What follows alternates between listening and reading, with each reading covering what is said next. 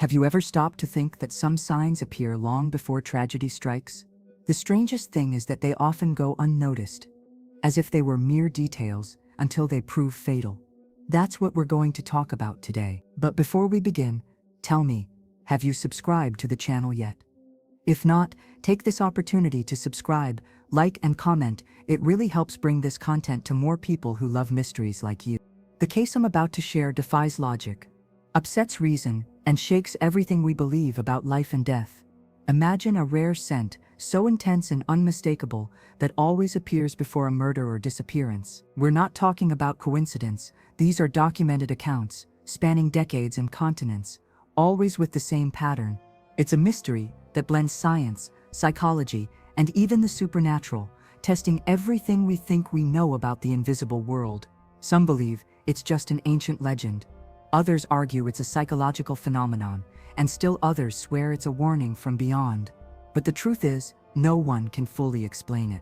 And today, you'll dive into this investigation with me, exploring every detail of this suffocating enigma that has become known as the scent of death. Brace yourself, because with each revelation the mystery deepens, and the most disturbing thing is that perhaps the scent has already passed very close to you. They say certain scents have the power to span generations, and I discovered this firsthand when I began researching the so-called perfume of death. This fragrance wasn't created in modern laboratories, nor by renowned perfumers, but rather in obscure 19th century rituals. Ancient documents speak of a compound used by secret societies, where each ingredient carried not only a scent, but also symbolism linked to life and death. It was as if the essence were a portal, a silent warning that no one dared ignore. I remember finding my first dusty record in a forgotten library. The pages told of a French village where perfume would emerge just before tragedies ravaged entire families. It wasn't just murders. There were fires, disasters, and even cases of mass madness. Those accounts intrigued me deeply, because perfume wasn't described simply as a smell, but as a presence, as if something invisible prowled the streets, announcing that death was on its way. The curious thing is that, contrary to popular belief, it wasn't a repulsive odor. On the contrary, descriptions claimed it was a rare, almost irresistible scent, something that awakened old memories and intense emotion. It was as if the fragrance seduced before it destroyed, luring its victims in without them realizing the imminent danger. I've seen this happen in other contexts. How often does life present us with something seemingly beautiful, but which holds a trap? It's like accepting an invitation to dance without realizing the music is already a farewell. And here's the detail that never left my mind. Many believed this perfume was produced in funeral ceremonies, using rare flowers grown in ancient cemeteries. Maybe it was superstition, maybe not. But the fact is, with each line I read, the feeling that there was something bigger behind it only grew. And little did I know that this delve into the past was just the beginning, because soon I came across the first police record of murders connected to this perfume. The first time perfume was officially mentioned in a police investigation occurred in the 1870s in a small isolated village in France.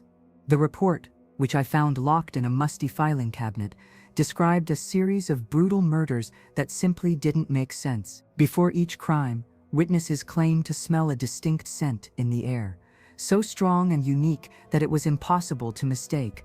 Police at the time tried to catalog the odor, but to no avail. It was as if there was no reference for it. In that particular case, 3 families were found dead under mysterious circumstances, with no clear signs of struggle or robbery.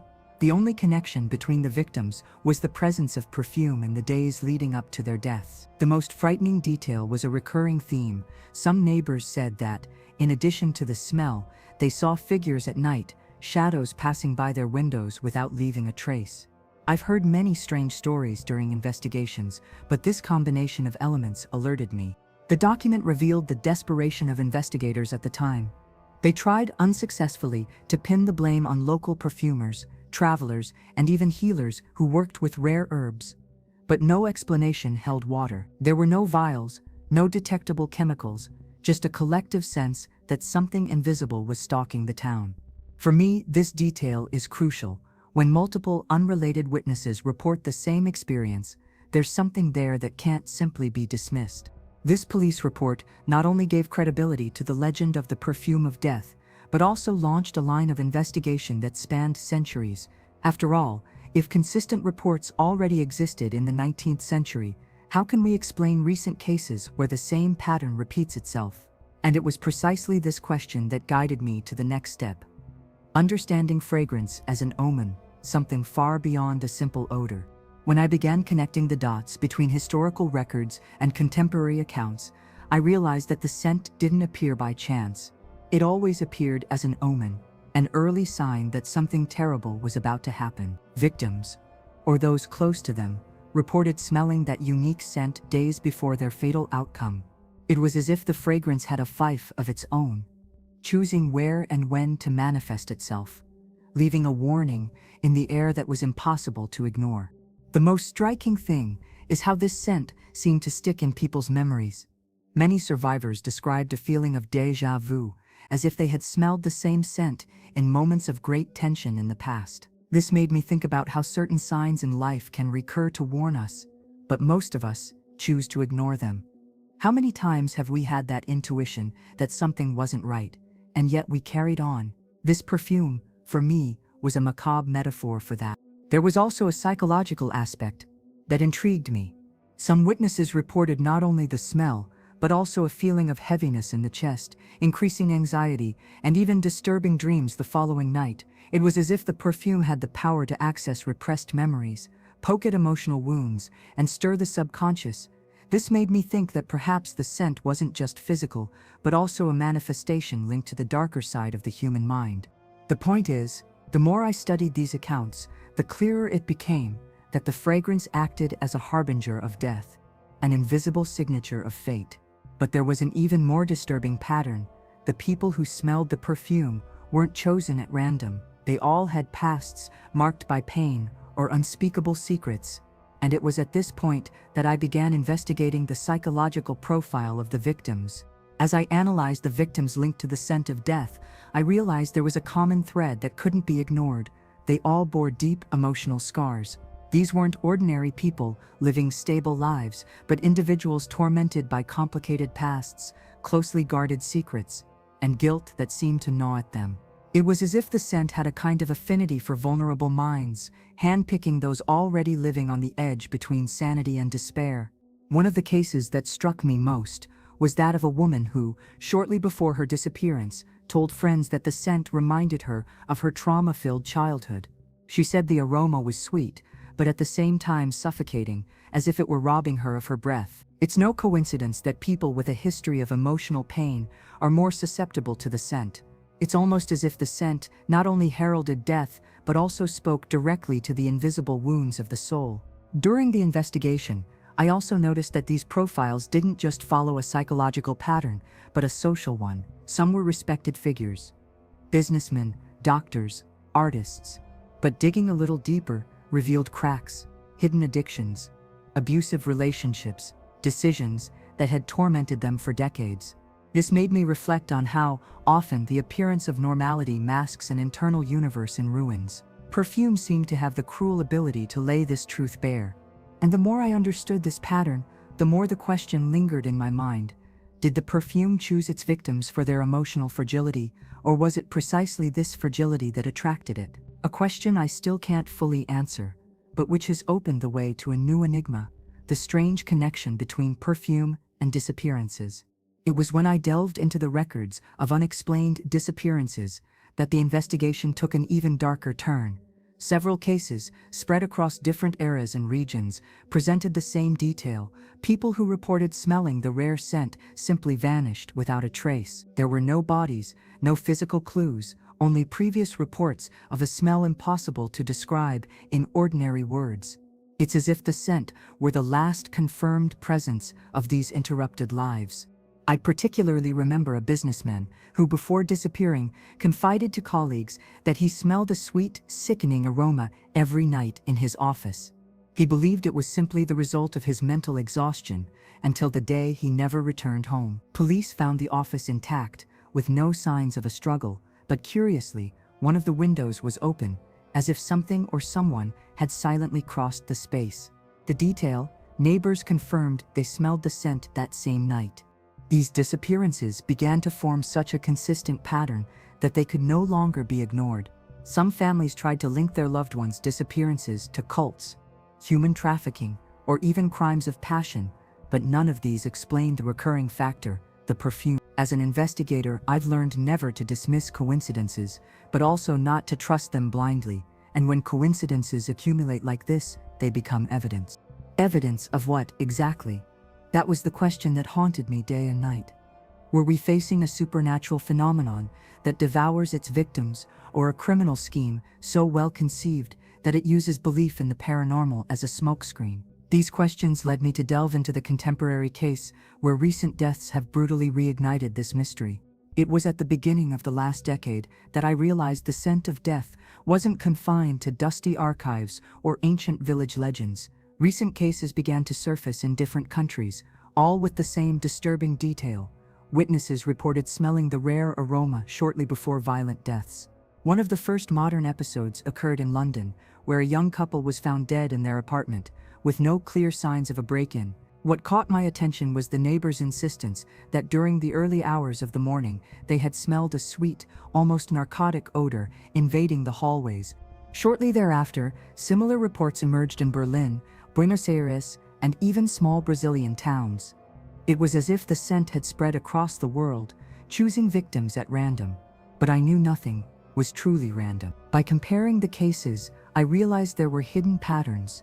The victims had some kind of connection to closed power groups, whether through shady dealings or ties to discreet societies. The scent wasn't simply happening. It seemed to follow a logic that wasn't yet clear. This contemporary case gained traction when the media began to take an interest. Sensational headlines spoke of the perfume curse, and television programs explored the idea that paranormal forces were at work. As an investigator, I preferred to keep my feet on the ground, but I confess, certain coincidences were so well crafted that, at times, even I found myself wondering if we were dealing with something beyond reason. The line between science and superstition became increasingly blurred. It was in this chaotic scenario, with global attention and conspiracy theories growing everywhere, that I realized the need to deepen my investigation. If I wanted to move forward, I needed to find the few victories we had already achieved amidst so much mystery. And so I immersed myself in the investigation's achievements, trying to separate concrete facts from collective delusions. Amidst so many dead ends, some discoveries ended up becoming small victories, and for an investigator, every solid detail is a step on the ladder of mystery. One of the first achievements was identifying that the scent didn't manifest randomly. There was always a link between the victims and obscure circles of power.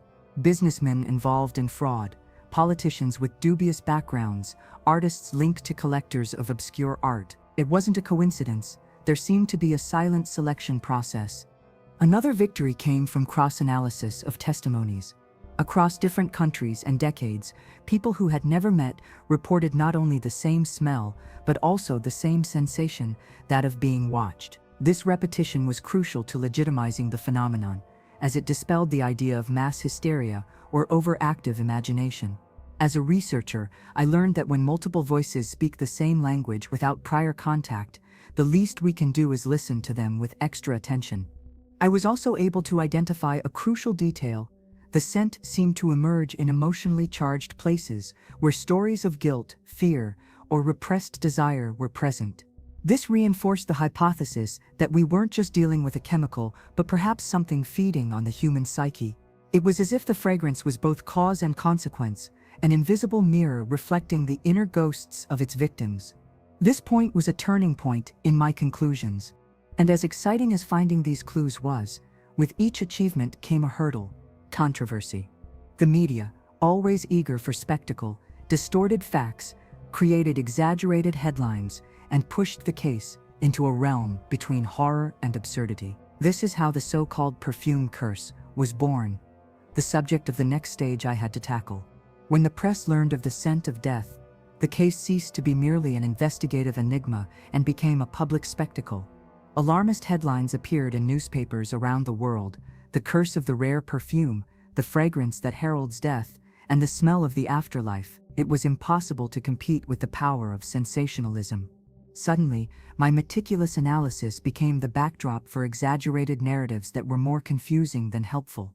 Television programs exploded collective fear, interviewing supposed occult experts who claimed the perfume was the signature of a vengeful entity. At the same time, skeptical columns mocked the investigation, classifying it all as the product of superstitious minds or conspiracies fabricated to gain ratings. In the midst of this crossfire, I needed to maintain balance, believe the facts without falling into the trap of fantasy, and reject the mockery without turning a blind eye to the inexplicable. Interestingly, despite the hype, the media also brought indirect benefits. It was thanks to public exposure that new witnesses decided to speak out. People who were previously afraid of being called crazy began sharing their experiences with the perfume, helping to expand my map of events. It's an interesting phenomenon. Controversy attracts not only criticism, but also courage, because when the issue becomes headline news, the fear of exposure diminishes. Still, the media pressure created an unbearable amount of noise for the investigation. Separating authentic accounts from fabrications to gain notoriety became a daily challenge, and it was precisely in this turbulent scenario that I decided to go back to basics: forensic examinations. After all, before accepting or denying any hypothesis, I needed to face the science and see what it really had to say about the perfume. The first time I managed to take an air sample from a crime scene linked to perfume, I confess I was anxious. I imagined the labs would finally give me concrete answers, a chemical composition, something that would explain the unexplainable. But the result was disconcerting. Nothing. No identifiable substance, no trace of artificial or natural fragrance. It was as if the smell simply didn't exist for science, remaining only in human perception. This intrigued me because the absence of physical evidence didn't mean the phenomenon wasn't there. I knew dozens of witnesses couldn't be fabricating the same sensation. I remember sitting down with a forensic chemist who looked at me seriously and said, "Katherine, it's like you're trying to capture a ghost in a glass jar." That sentence echoed in my mind. The perfume seemed to escape any technical logic. Still, I didn't give up. I tried different methods: air filters, microscopic analysis, even devices used to track gunpowder particles. All the results pointed to the same void. This made me wonder, what if it wasn't a physical smell, but an induced perception, something that acted directly on the brain? If so, the tests would never detect it. And, in a way, that made it all the more frightening. The fact is that, even without tangible evidence, the phenomenon's power only grew, and it was precisely when science proved incapable of explaining it that witnesses emerged to fill the void. People who had survived the scent of death began contacting me, bringing consistent accounts that led me to the next step: hearing, firsthand, from the surviving witnesses. Few people have been lucky, or unlucky enough, to smell the scent and live to tell the tale. Of all the interviews I conducted, two struck me deeply because of the similarity in their details. The first was with a young student who claimed to have smelled the scent one silent morning, followed by the sight of a hooded figure standing at the end of his apartment building's hallway. He described the scene with such precision that it felt like he was reliving every second of it before my eyes. The second witness, an elderly woman, reported that years earlier she had also smelled the fragrance in her home. The smell was sweet, but suffocating, as if it permeated her lungs. Looking out the window, she swore she saw a shadow standing motionless under a streetlight, watching her. The most disturbing detail? Both witnesses stated that the moment they breathed in the scent, they felt an unshakable certainty that they were witnessing an omen of death.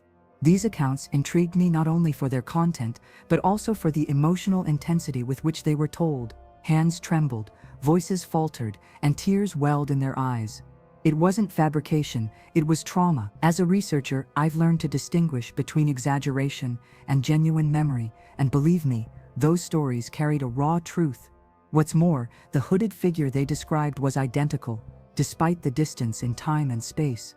These testimonies opened new lines of reasoning in the investigation.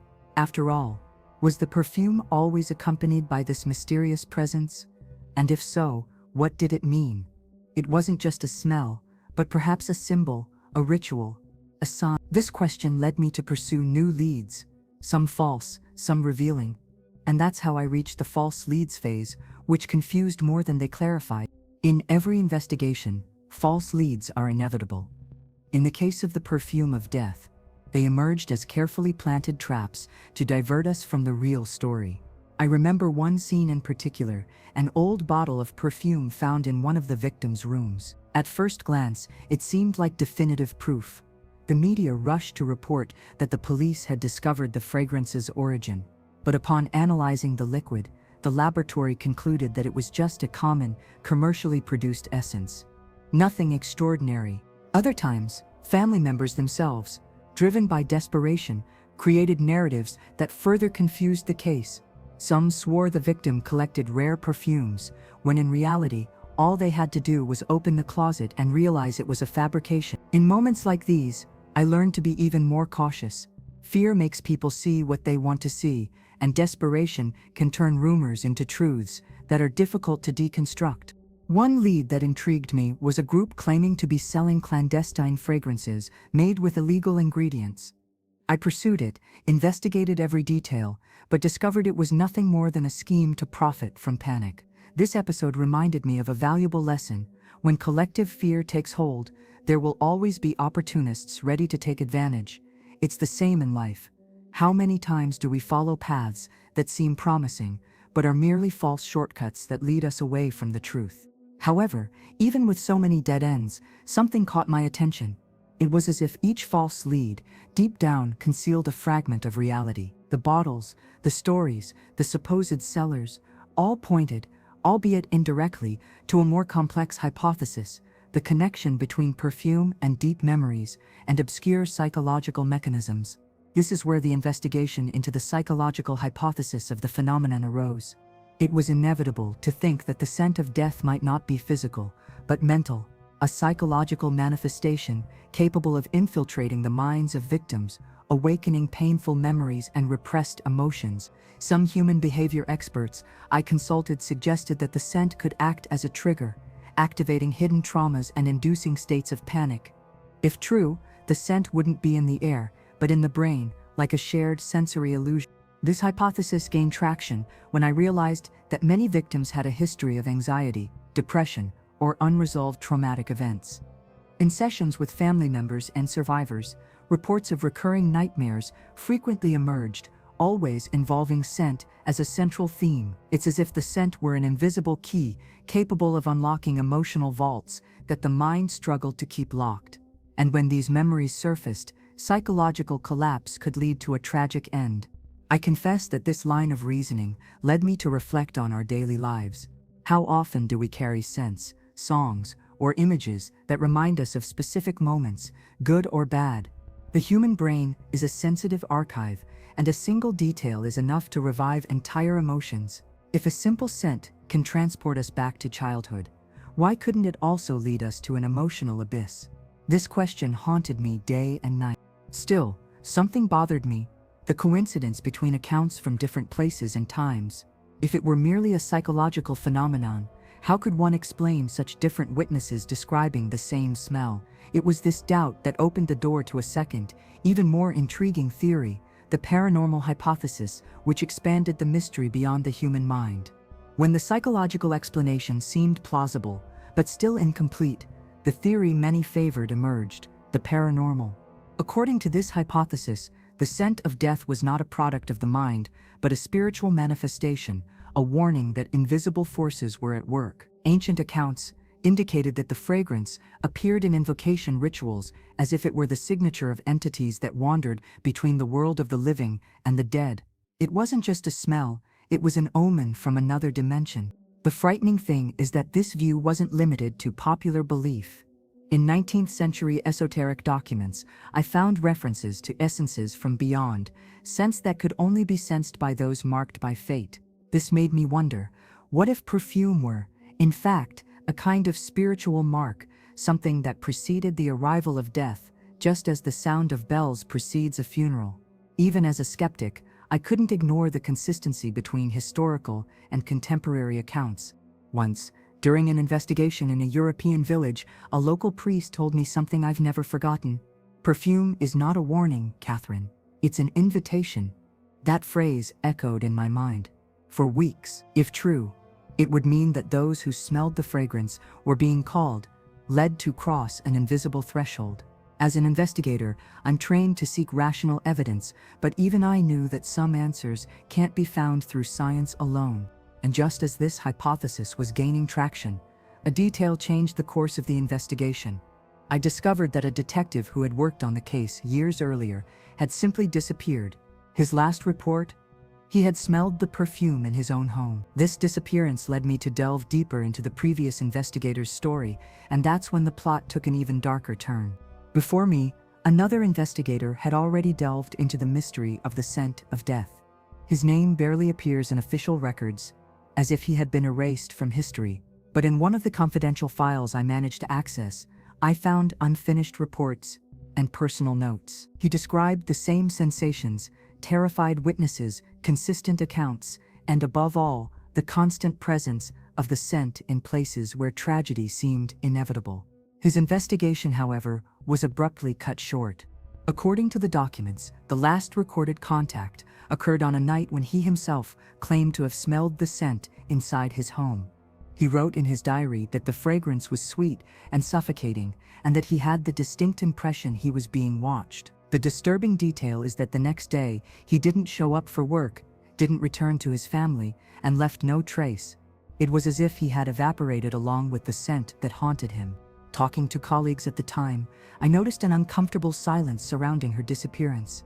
No one wanted to talk, and the few who did sounded uncertain, as if simply mentioning the case could bring the curse upon them.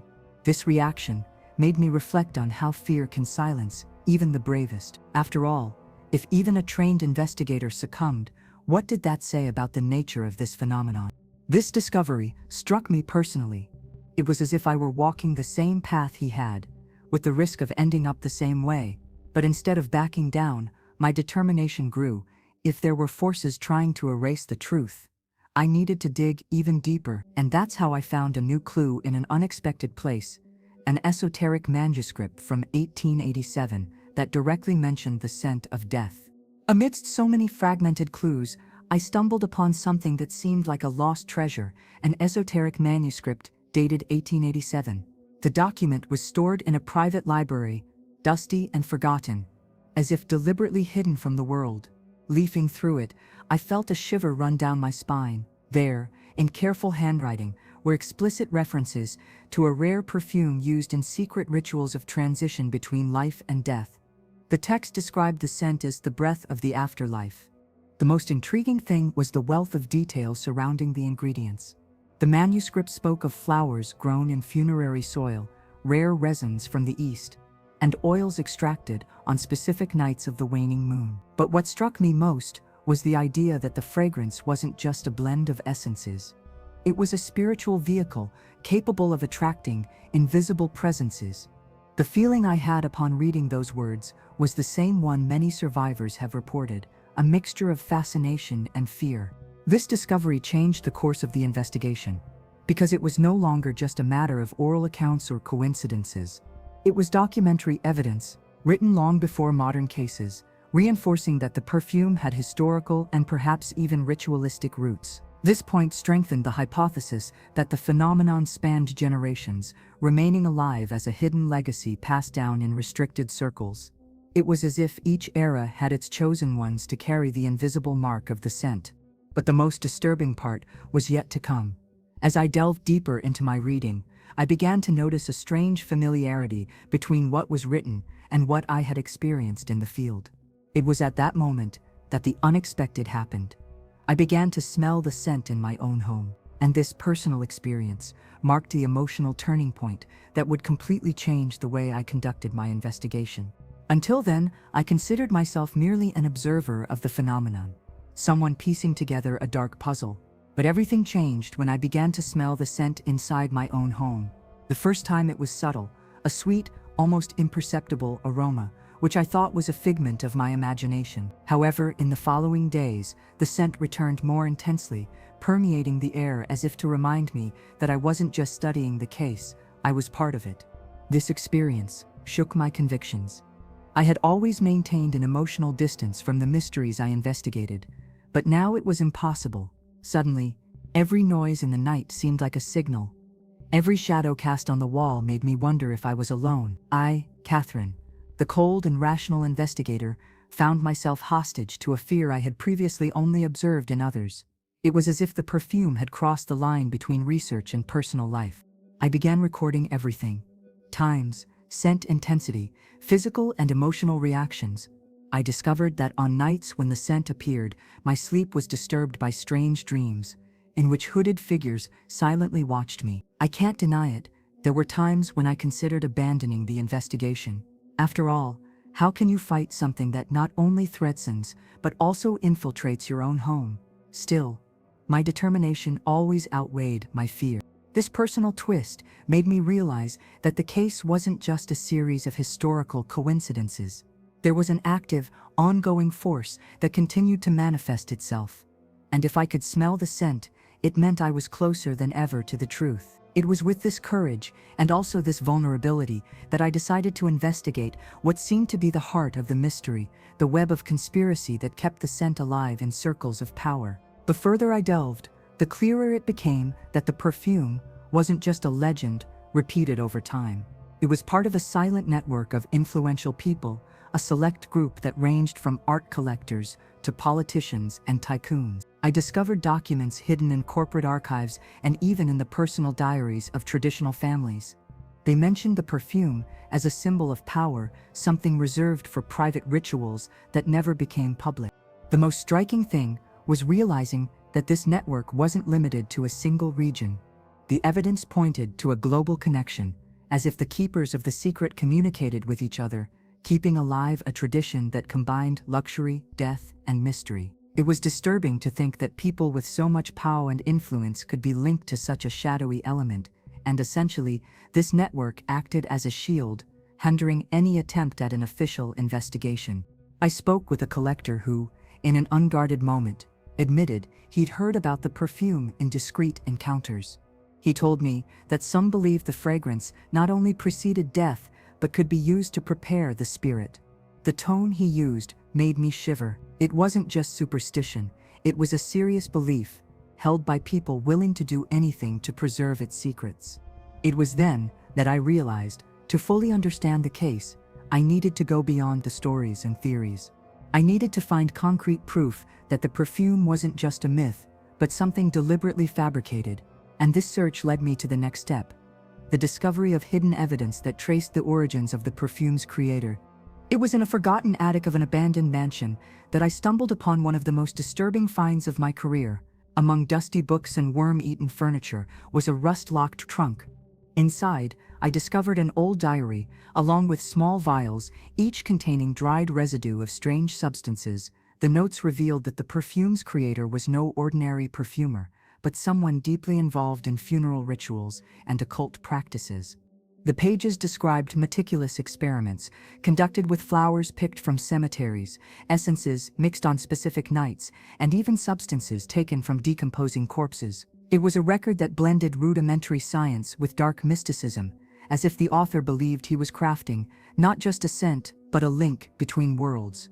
The sensation of reading those lines was suffocating, as if each word carried an invisible weight, imbued with centuries of fear. The most striking detail was the realization that the chosen victims were not random. The diary mentioned that the perfume only achieved its full effect on people with hidden guilt, those who concealed sins or cruel decisions. It was as if the scent was calibrated to find cracks in the human soul, amplifying them to the breaking point. This discovery reinforced the idea that the perfume was not just an accident of history, but a carefully planned weapon. And yet, the diary didn't answer everything. On the contrary, it raised new questions. Who, in fact, created the perfume, and how did this formula cross generations to reach the present day? These gaps pushed me directly to the next stage of the investigation, where confrontation would be inevitable, the climax of the investigation. The culmination of the investigation came when I was finally able to trace the perfume's production path to the present day. After months of connecting names, documents, and accounts, I discovered that the fragrance was not the result of historical coincidence, but rather continued to be produced artisanally in secret circles. It was a practice maintained behind closed doors, passed down from generation to generation, preserving the formula as a sacred secret. And worst of all, there were still people willing to use it for purposes beyond rational comprehension. This revelation was accompanied by a tension I will never forget. While visiting a suspicious location on the outskirts of a European city, I found evidence that the perfume had been recently manipulated. Remains of rare flowers, improvised distillation instruments, and esoteric symbols carved into wood confirmed that this was not a legend, but a living practice. The faint scent still lingered in the air, as if someone had left the room minutes before my arrival. The feeling in that moment was like crossing an invisible boundary. Part of me wanted to run away, but another part knew I was standing before the evidence that could seal the case. As I recorded everything, I realized I wasn't just documenting crimes or disappearances. I was touching a raw nerve in humanity, where power, fear, and belief blended into something impossible to label. And yet, even with so much evidence, the final answer still eluded me. Was it a sophisticated human crime or a supernatural phenomenon? The line between the two became increasingly blurred. This uncertainty led me to the final point of the investigation, the ambiguous ending, where reality and mystery remain intertwined. After so many files, interviews, evidence, and sleepless nights, the truth I found wasn't absolute. The scent of death remains an enigma, hovering between two dimensions, that of a carefully orchestrated human crime and that of an inexplicable supernatural. No matter how much concrete evidence I gathered, diaries, vials, consistent testimonies, nothing was enough to bring the case to a final close. It's as if perfume were made to slip through the fingers, just as it slips through the eyes of science. Every time I think I've come close to an explanation, new questions arise. If it was a ritual, who can guarantee it isn't still practiced today? In places we'll never know. If it was merely psychological, how did so many different people report the same fragrance? And if it was spiritual, why do some survive the warning while others disappear without a trace? These questions haunt me, like echoes that never cease. I confess that, in moments of silence, I still smell that scent. Perhaps it's just a lingering memory. Perhaps it's another warning that the mystery isn't over. What I've learned is that the scent of death isn't just a legend or a crime. It's a reminder that the line between what we understand and what we don't is much thinner than we imagine. It forces us to face our own fears, our guilt, and the darker side of existence. And it is precisely because of this uncertainty that I end this part of the story. Because deep down, the scent of death hasn't finished with me. It continues, lurking somewhere, waiting for its next victim, or perhaps its next witness. And who knows? As you read these words, the scent might be approaching too. After diving into this investigation with me, I have to ask you, what if it were you? What would you do if you suddenly smelled a strange, sweet, and suffocating odor with no apparent source? Would you ignore it as a minor detail, or would you take it as a warning that something bigger was about to happen? The great lesson is that mysteries like this remind us that life is full of signs. Some are subtle, others blatant. The problem is, we often pass them by without noticing, and perhaps the scent of death isn't just about murders or disappearances. Perhaps it's about how we deal with what we'd rather not face, our fears, our guilt, and what we hide from ourselves. Now I want to hear from you. Do you believe this phenomenon is the product of the human mind, something supernatural, or a conspiracy hidden in the shadows of power? Leave your opinion in the comments, because each perspective can help us see new pieces of this puzzle. And of course, if you enjoyed this investigation and want to continue exploring mysteries with me, subscribe to the channel, turn on notifications, and share this video. After all, you never know, the next case might be closer to your reality than you think.